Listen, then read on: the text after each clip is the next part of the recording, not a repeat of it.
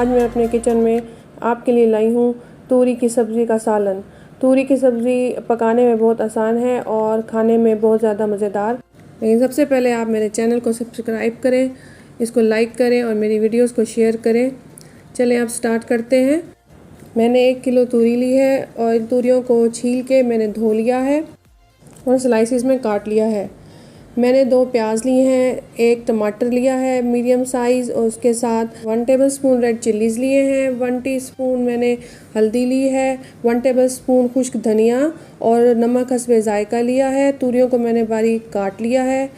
अब कढ़ाई में आधा कप ऑयल ले लें और उसमें प्याज और टमाटर डाल दें और इनको 1 मिनट के लिए फ्राई करना है। बस इतना फ्राई करना है कि प्याज ट्रांसपेरेंट हो जाए और उसमें तमाम मसाले मिला देने हैं।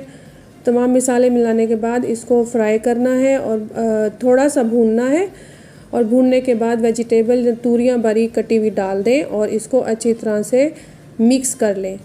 मिक्स करने के बाद इसमें ग्रीन चिलीज़ डाल दें, ये ऑप्शनल है, अगर आपको पसंद है डालें वरना ना डालें। अब तूरियों को मीडियम फ्लेम पर रख देंगे, इनको ढक देंगे और पकने देंगे।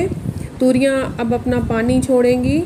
थोड़ी देर के बाद जब हम दम से हटाएंगे तो आप देखें कि इसमें तूरियों ने पानी छोड़ दिया है। तूरियों में बहुत ज़्यादा पानी होता है। जब इनको पकाएं तो तूरियों का जो अपना पानी होता है वो इसमें से निकलता है, जिससे तूरियां भी गल जाती हैं और जो उसमें प्याज और टमाटर होते हैं वो भी इसमें गल जाते हैं। अब इसको हम दोबारा ढक देंगे 15 मिनट के लिए। उसके बाद अब हमारी तूरियां तैयार हैं। पानी खुश्क हो गया है और ऑयल तूरियों के ऊपर नज़र आ रहा है।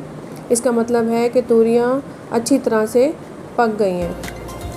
अब हम इन तूरियों को प्लेट में सर्व करेंगे।